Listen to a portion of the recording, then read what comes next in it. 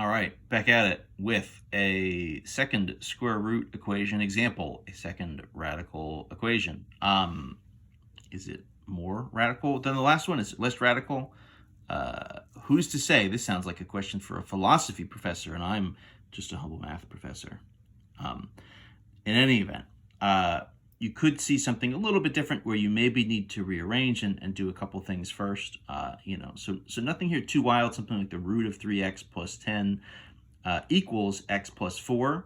I maybe said the left side a little bit too fast. So that's the root of 3x only, and then a plus 10, right? So one thing that's different here is you have not one side of the equation under the root to begin with. So you have this root of 3x, but you also have this plus 10. So the first thing you need to do is get the square root by itself, right?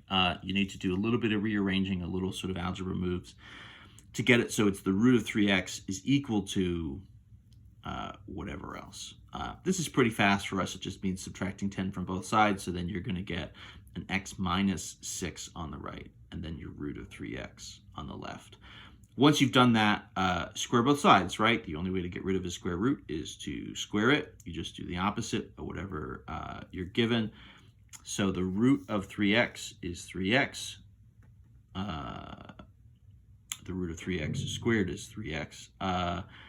X minus 6, the quantity squared, right? So you're doing box multiply stuff. I sort of didn't draw the box here, but if you do x minus 6 times x minus 6, you're going to end up with x squared minus 12x and then plus 36. You're going to have a minus 6x and a minus 6x in the corners of your box, or if you're sort of foiling, your outer and your inner will be minus 6x and minus 6x, and they'll combine to minus 12x.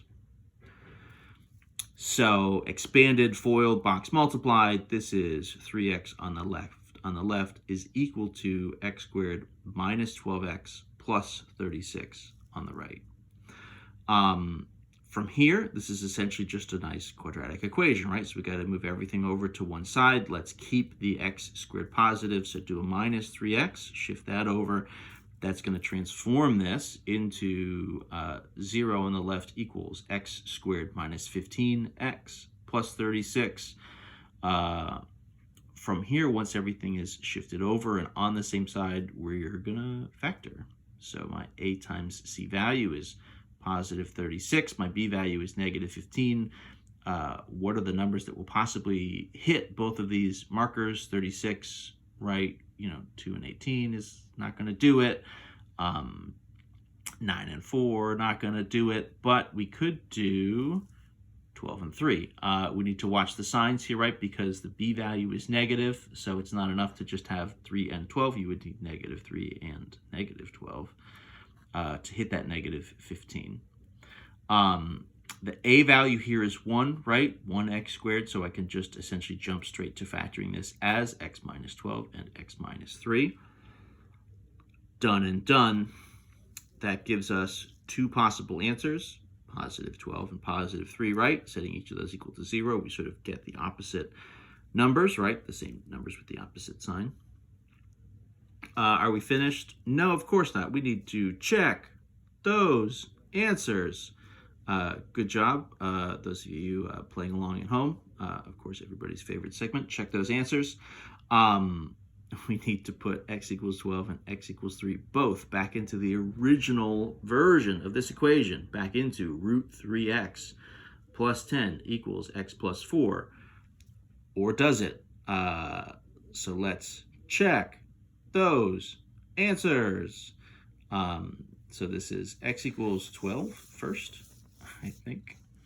And so what happens here, right? 3 times 12 would be 36. The root of 36 is 6 plus 10.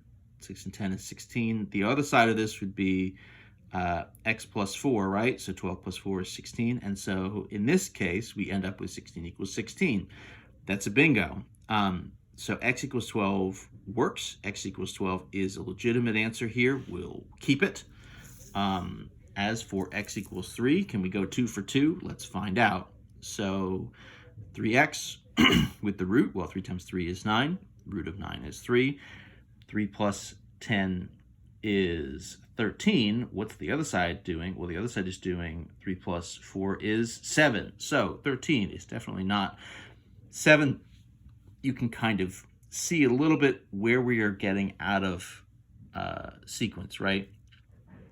If instead of this is a positive 3, it was a negative 3, negative 3 plus 10 would be 7, and they would be in sync. But because we had sort of squared both sides, we're losing the ability to tell the difference between those two things. You know that drill. In any event, 13 is not 7, so x equals 3 is not going to work. X equals 12 is our only answer in this case. So remember to check those answers whenever you're doing the square root equations. In theory, checking your answers is something you can always do, but it is essential. It is unavoidable. There is no way to get your final answer without checking your answers in the square root equations.